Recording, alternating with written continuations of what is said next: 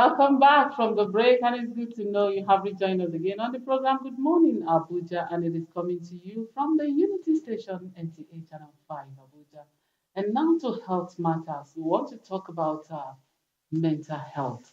We all know that the rising cost of commodities and everything that is happening right now has impacted our health generally.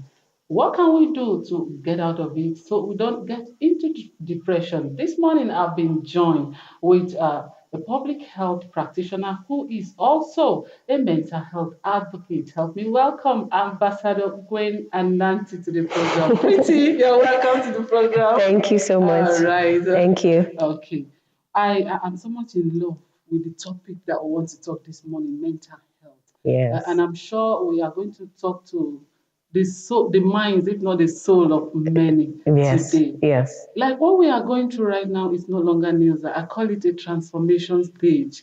And all our prayers is that we'll get out of this stage Right. and we'll be well again. Because right now, so many people are not doing well emotionally. They are not and okay. It has impacted on our health, especially our mental health, the way we think, the way we reason. Now, let's talk about how we can take care of our mental health in such a difficult situation. Let's start from there. Okay. Thank you very much. You're welcome. Mental health, when we talk about mental, but we have to define mental health first. Because, the average Nigerian will say, I'm not mad once you mention mental health, but we're not talking of madness. What mental health basically means, it's a state of well-being, mental well-being, that helps you actualize your dreams, tackle everyday issues or stressors in life, contribute to your community, family as a whole. So that is what mental health means. So in relation to our current economy, Yes. I would say we just have to cut down on spendings. Okay. We just have to cut down budgets. We should not live above our means. Means very important. The number one key factor here is acceptance. That This is what we're thrown in. now. We don't see. You know how they say there is light at the end of the tunnel. We're being hopeful, but this is our current state. So the best way out of it is, don't be mad, don't be upset, don't be angry. Do what you can and leave the rest. It's that simple. If you don't have money, are you going to steal? Are you going to kill somebody? Or are you going to kill yourself? Exactly. I know that all that to suicidal thoughts, is all part of the issue. But if you're taking your life away, what about your loved ones? Are you saying that they don't matter? Because we make it look like everything is all about money. It's not. It's not. It's not. There is beauty all around us. Yes. There are so many things to be grateful for. We just have to shift our focus on money, money, money, money, money, and appreciate the little things around us. And when we do that, you find out that our mindset or our position and our thinking will shift. Now, there is this important question talking about mindset. Now, how can we be so intentional about our mindset? Because everything that happens to us, talking about our health, starts from the mind and it has a way of affecting the generality of our system. How can we be so intentional about our mindset, our thoughts, anything that comes out of our mind, so it don't affect our health? Okay, so I'm going to approach that question. Okay. I'll try not to wear my council robe. All right. Life is energy. Okay. Does that make sense? Yeah. Energy is all around us, everything we do. So when you understand that your mind is you, they say the power of the mind, what you focus on expands. That includes negative thinking. It will go and bring all the negative relations. So you find out that you're always faced with series of unfortunate events. Listen, you can actually be in a very difficult situation, but maintaining a positive mindset Like you're in the fire, but you're not being burnt by it. You're physically in the fire, but you're wired in a way that, you know what, I see this problem. It's not my problem. It's a lot. It's a mind control thing. Positive thinking, that's the only way to, the power of the mind, that's how you maintain that. Positive. That's why I said, when you try to change certain things or to fix certain problems, it's not working. Leave it alone. Most times, when you're like, man, just go. I've tried. Just go away. This is no longer my thing. By the time you sleep and wake up, that problem has solved itself. So why were you bothered? As human beings, no wonder most people say, don't worry. When we get to the bridge, we will cross it. Because the how we don't even know. We might not know at a particular time. Nobody knows. The truth is this: no manual was given to us how to navigate life. We're all winging it. It's a thing of any, mini, miny, mo. Let's go how we can manage our mental health. Now, what emotional challenges do you think people face when managing expenses in correct economic situation? The list is endless. Endless. All right. But I'll tell you for free, stress is number one on that list. Depression, in fact, depression and stress are holding hands together on that list. Anxiety, anger, resentment, name it, all the whole grief on that scale. Because, nobody prepared for any of this. You know how we came into a new year, we made our new year resolutions, and then life just came at everyone. Nobody prepares for all of this. Yes. It came to my mind. Even as a being, you don't know you are going to be giving birth to as a male or a female. Right. You don't know you're going to arrive in Nigeria. We don't choose where we are planted, so to say. But the important thing is, wherever you are planted, blossom. Not everyone will have that luck or opportunity to be planted on a loamy soil. Some rocky soil. So wherever it is, just bloom. And that starts with your mind. There are people that they come from less privileged families. They tell themselves, my grandfather was less privileged, my great-grandfather, my father, I am breaking this cycle. There is power in spoken words. So when you put it in your mind and say, coming from this background, it ends with me. It ends with me. My kids, I'm changing and once you fill up your energy with that positivity, there's something that it does. It connects you to the same people on that same positive frequency. Wow. Yes. You were trying to give us an endless list, and you mentioned stress. How to deal with grief. All of these impact our mental health. All of it. Because I want you to talk especially on how we can deal with stress and grief. So now, stress is different, grief is different. You might be grieving the loss of a loved one, or job, or divorce, relationship, as emotional aspect of it. However, both of them, grief and stress, they all impact your mental health. The best way to deal with it is what? Go through the emotions. Don't try to wake up the next day and say, I'm okay. When I say go through the process, cry if you have to. I like that. Cry. Scream if it's therapeutic. Yes. Let it out. Don't try to sweep it and act strong. Yes. Human beings were not meant to be strong. Especially men that it's believed that they don't cry. We are going to talk to us how we can sort professionals talking about therapy, counselors, so that they can help us out of mental health. But that is going to be after the break. Right? So now let's go on this quick break. When we come back, we'll still be here to talk to us on how we can deal with our mental health. Stay with us, please.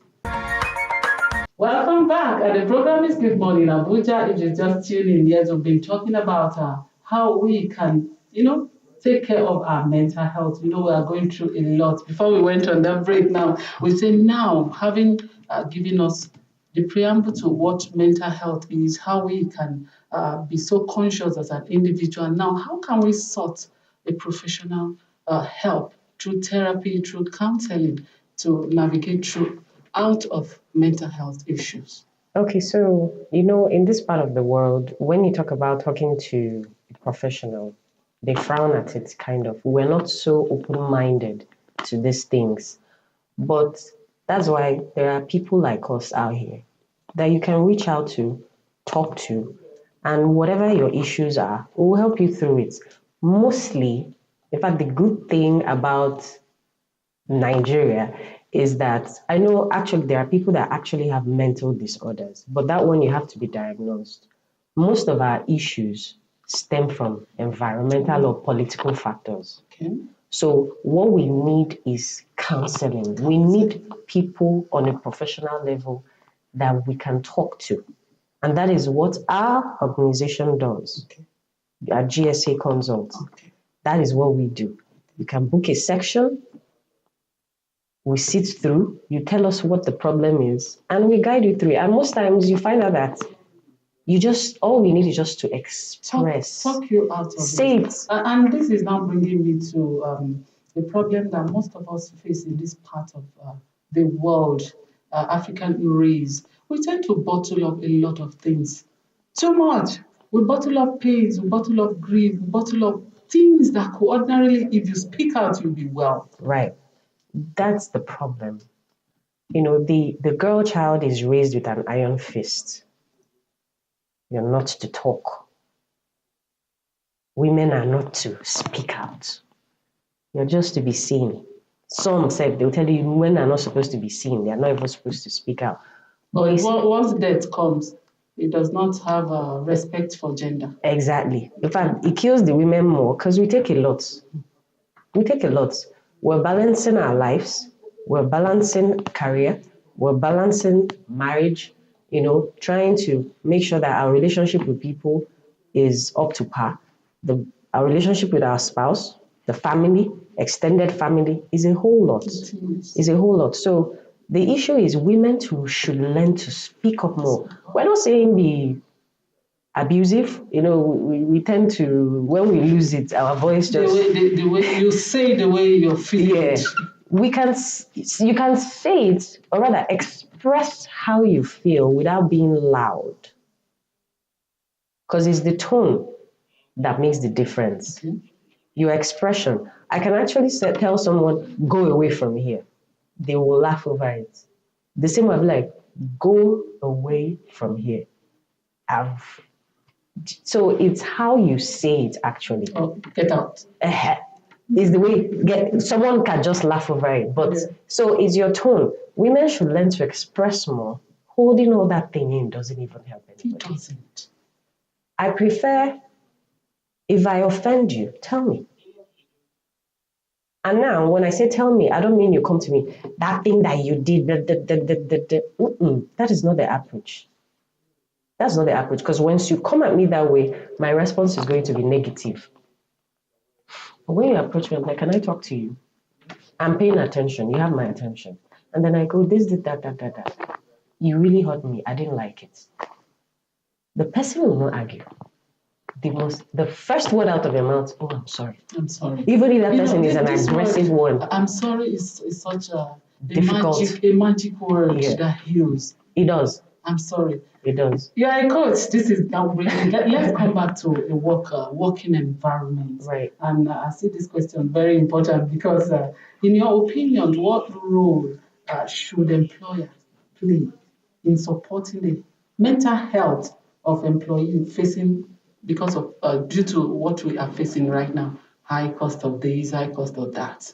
So I would recommend incentives. Okay. But when you say incentives, what if there is no budget for that? What if there's no budget for that? That's the thing. I would recommend that. But whereby there is none, employers should create an environment where mental health conversations can be had, even in the workplace. Okay. Even if it's maybe Fridays after work, just 30 minutes, everyone should vent. If you know that person that annoyed you, say it. Wow, confront, it's a way out. it's a way out. Yes. And then at the end of the day, let everyone hug out. Okay. So it creates this positive working space. Then you know that work is now interesting. Like it's something that you look forward to. Wow. When they annoy you in the house, you say, I'm going to work. When you come to work, you might face another thing, you're going home. All right, wow, very interesting session we're having together this morning. But before we go, a way out of it, your final words, what we can do to stay healthy, especially mental health, it's very, very important. We have to pay attention to our mental state of mind. For me, my advice to myself and to everyone is do what you can. Okay. Leave the rest. Sometimes, you know what? When you're having a bad day, you know that bad day that you wake up, everything is just left. Just go home and go and sleep. Sleep it off. Let that day just go. One. Sometimes take a break, drop your phone, talk to people, leave all this social media stuff. Engage. When you hear other people's stories, you kind of find courage and understand that you're not in this alone. Everybody's dealing with something, but we just mask it. Take a walk, be in nature, go to the park, eat your favorite food, watch your favorite movie. Sometimes just shut down. Wow. If your stress comes from your phone, turn it off. Don't worry, nothing is going to happen. You need to have your mind right, even to be able so you can live right. So that you can even solve the problem. Shut down your phone. You know what I say? Just be carefree, even if it's just for once. Eat, chill, relax at home, do whatever, like just goof around. You know, you might be thinking it's working for you. Definitely it is going to work for all of us. It works. It works. Just because we've not tried it. It sounds simple, but there's power in simple things. Okay. You think if you can afford a vacation, fine, but we know the cost of if you can, why not? Why you might not be over there. You can find a place. Even Lagos or anyway, yeah. So, but basic. This one doesn't involve money. That's why I said not everything is about money. Turn off your phone. Wow, this is a very interesting tips. If I let you go, you keep talking and talking and talking. But personally, I have learned a lot, and I know Abuja this morning, they have learned from your world of experience as a coach in this world. I can see that you are really doing well. I'm a work in progress. Yes, work in progress. I'm a work in progress. Thank you so much for your time with us on our interview segment and what you were able to tell us about how we can take care of our mental health, because it's like it's everything to us. Right. Thank you so much for your time. Thank you for having me. All right. Okay, we've been talking with Ambassador Wayne Anansi, who is a mental health advocate as well as a public health practitioner. And together we looked at mental health, how we can pay attention to our mental health. It doesn't matter what we are going through as an individual or as a nation, be intentional about your health. And you see that everything will take shape. Now let's go on this quick break. When we come back, we'll have more for you. Stay with us, please.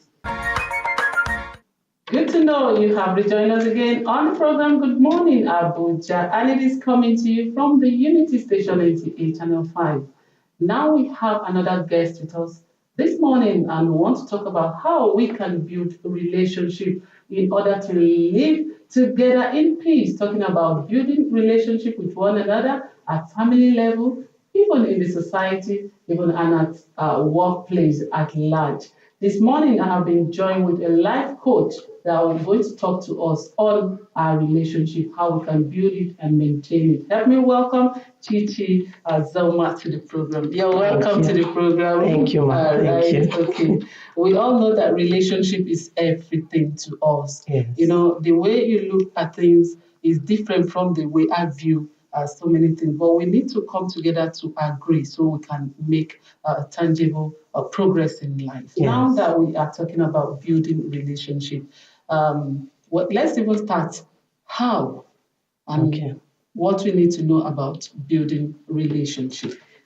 Well, I would like to focus on being a better me. Okay. Most times as human beings, it's easier for us to look at other people, judge them. Yes. This person is not doing this person is not doing that. And The way the Bible puts it for us, it says you are removing the speck of dust in another person's eye. I don't know your own eyes is filled of log of wood, a big log of wood. So that's where I want to come from today. Like, it's easier for you to build relationships when you can look at yourself. I call it a mental maintenance culture. wow. Yes, that's what I call it. Okay. If a house is not properly maintained, it dilapidates. Sure. Yes, it goes out of shape. So that is how our mind is. And for me, our mind is like our engine room, is our powerhouse. Even your physical health, most times, depends majorly on your mental health. Yeah, there was a time I really struggled with, depression and all of that, and I started having various sicknesses until I had to address it.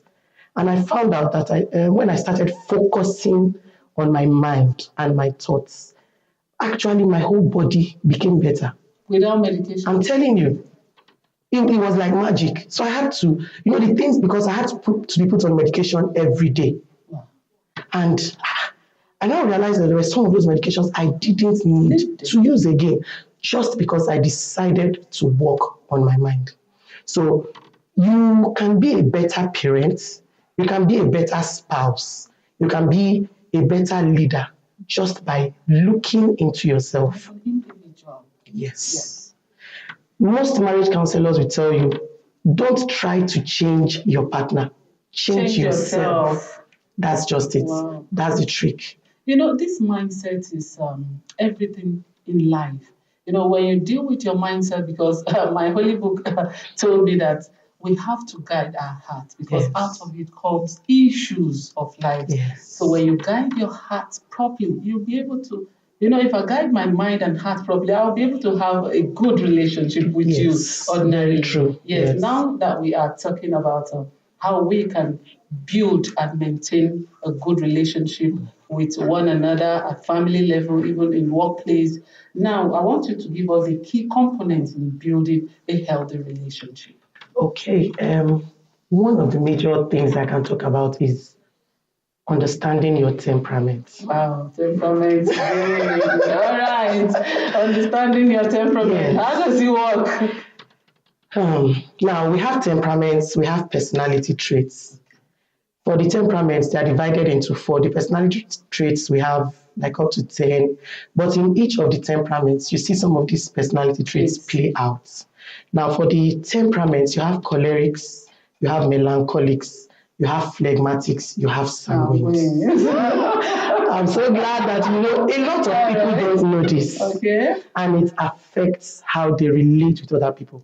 You cannot relate with someone better if you don't understand yourself. Knowledge is when you put your knowledge into practice. That is when it works. I might know it and don't put it into practice, it won't work. So continue. Okay, so I can give an example. Okay. I'm a major melancholic. And it was one of the things that, I had to learn when I was struggling with depression, because melancholics generally are very moody. They have issues with anxiety. Many of them are perfectionists. They want everything to be exact. And life cannot be exact. It can't. So perfectionists have a challenge with accepting that life is imperfect. So I had to get to a point where I actually saw beauty in imperfection. Wow. So things that got me ruffled before, things that got me bothered, I got to a point where I could look at them and it didn't bother me again. I just tell myself, this is not the worst that can happen. Okay, even if it is the worst, let's move on. Because I actually found out that many of the things that caused issues between me and other people could have been overlooked. Overlooked, yes. So I tried to understand my temperament. And in understanding my temperament, it also helped me watch and understand other people's temperaments, which helped me to relate better with them. So when I meet a sanguine, I do not expect the sanguine to behave like me. I can be in a place and be quiet for the next 5 hours. I'm not saying a word. But a sanguine can't do that. A sanguine is the life of the party. So the sanguine comes in the door. I've arrived. My presence must be noticed. You are a very practical example to all of us. At a point, you say you got into depression. Yes. what are the things you did on your own when you were there and you came out and the way forward that you are able to talk about it now? Okay. It was very difficult to come out. It took me years because it was like, okay, when I'm coming out, something happens again because some of the things that affect depression are triggers. Yes. So I had to consciously write down the things that triggered me. Wow. I had to Consciously write, pen them down. Yes. I actually had a book, Okay. and I wrote down these triggers. And each time it looked like I was getting into those moods again, I would go back to the book and I will look for which of the triggers had actually triggered that mood. And I will ask myself, is it worth it?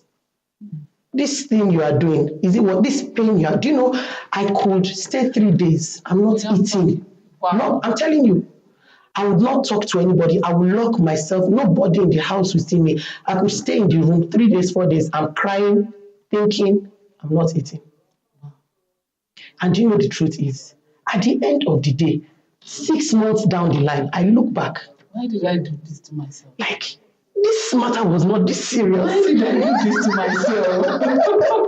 And that's why I decided to be a life coach. You understand? So out of my struggles, let someone else learn so that they don't go through the same pain. Because that was going to be my next question. Was it this that triggered you into becoming a life coach so you can, better the lives of others? Yes. Wow. Yes. We still talk about everything that builds up from our mind. Yes. Now, how can we make our mind a better us? Intentionality. Okay. You have to really be intentional. At a time, I felt like I couldn't control my thoughts. But eventually, I realized that I have complete control over my thought patterns. Now, you can be introspective and then you can ruminate. The two of them look alike, but they are very different. To introspect is like an internal inspection. It is objective. You ask yourself, what is the way forward in this? Okay, this is a problem. What is the solution? If I don't have a solution right now, what can put me in the best state of mind? Meaning that my peace is the priority. Yes. My peace. So what gives me peace now? What can I do that gives me peace now? That is introspection. Rumination is what I used to do then. So I think and think and think and think, but that thinking is negative. I'm thinking of the problem I am in, what caused the problem, why I am in the problem, the pain of the problem. I am not thinking of how to get out. Thank you. You're not thinking of the way out. So you can control your thoughts. The thought pattern of every human being actually molds who you become. Yes. When you were listing number of temperaments, you said something that ordinarily what you are, you don't expect me to become. And on this note, I really want you to talk to us on how we can accept ourselves coming from a different background. But you're going to respond after we come back from this break. Let's break this discussion. Yes. We've been talking about how we can build a relationship with one another, with family members, with people we work together in workplace and even in our society at large. But quickly, let's go on this quick break. When we come back, we'll still be here to talk more. Stay with us, please. Welcome back, and if you just tuned in, the program is Good Morning Abuja, and it is showing only on the Unity station. Yes, before we went on the break, we were talking about how we can build a relationship, and I told you that how can we accept one another, because what I expect from you is not what you expect from me. We are coming from different backgrounds. How can we work together? One of the things that has helped me is trying to be adventurous. Okay. I'll give an example. Like, I like pounded yam and a foriro. Okay. And I think we should try that after this. That was very nice. Okay. I've never tasted banga and starch at a time. And I'm not very adventurous with food. I choose what I eat. But I saw people eating that I was wondering why are they enjoying this thing so much. I decided to be adventurous. That's one example. There's another one. My friend just, launched this meal, octopus meal. I've been seeing octopus in movies with 8 hands, and then suddenly you are telling me we are eating this thing. We're eating it. Oh my God. And I'm like, how can I eat it? He said, no, try it. So we had this, they call it the octopus meal, jollof rice with the octopus and the plantain. Can you see it? Exactly. That was how my face was. But when I got it and I ate it. You ate it? Oh, yes. But before I ate it, all the prayers went down. But I decided to be adventurous. So that is how it is. I meet you, and then it could be like you are an octopus to me, like this. I'm seeing so many things about this person that I don't think. Yes. Can I cope with such a person? I will make up my mind to be adventurous. Now, because I understand myself, before I decide to enter that adventure, I have looked and I've told myself, okay, this is where your limit is. This is where you need to draw boundaries. This is what you can handle. This is what you can't handle. But one thing I have always learned is that there is nobody you meet that does not have something to add to your life. Yes. Everybody has something to add. Exactly. So, and like you said, like a child, you look down on that child today, you don't know if it's that child that will help you tomorrow. It has happened to me many times. It has happened to people around me, that the people that they felt nothing can really come out from you, where they are saviors eventually. Wow. So in relating with people, you have to make up your mind, I want to be adventurous. There's something in that person that you need in your life. So reach out and experiment the octopus meal. Wow, this is interesting. Maybe we'll try that after here. Now, as a life coach, I know you have gone through a lot. You have success stories. You have stories before you that ordinarily, if not that you've gone through some state of being depressed and you came out, you won't know how to handle such a situation. Now, with your wealth of experience, I want you to talk to us. How can we approach conflict resolution, talking about in relationship? It's a very serious issue because one of the major causes of conflict is not understanding ourselves. Yes. And it still boils back to this temperament. Yes. Okay. You are relating, as a melancholic, I'm relating with someone who is a sanguine. The best way to resolve that conflict is to try and put myself in that person's shoes. Why is this person reacting this way? Because as a melancholic, I might be reading too many meanings, while the person is not even taking it as serious as I am taking it. So I have to deliberately try to put myself in that person's shoes and try. I cannot do it perfectly, but at least I should try to work within that person's thought process and say, okay, what brought this person to this point? In understanding that, it will help me to be less angry, less hurt. I'll be able to listen better to the other person. So at the end of the day, number one, you have to be patient. Number two, you have to put yourself in the other person's shoes. But it still boils back to understanding yourself. Wow, it's a very interesting response. Tolerance, patience, and putting yourself in someone else's situation so you could feel the way you are feeling will help build a relationship and will help solve a whole lot of problems. As we round up this section quickly, a way forward and a word of advice in building a good and healthy relationship with one another. Okay, my advice is the way you wake up every morning and you have your bath, you look for a nice dress to wear and look good. Take care of your mental health. That is my major advice, because in your mental health is your physical health, is your spiritual health. As your mind is, that is how you are.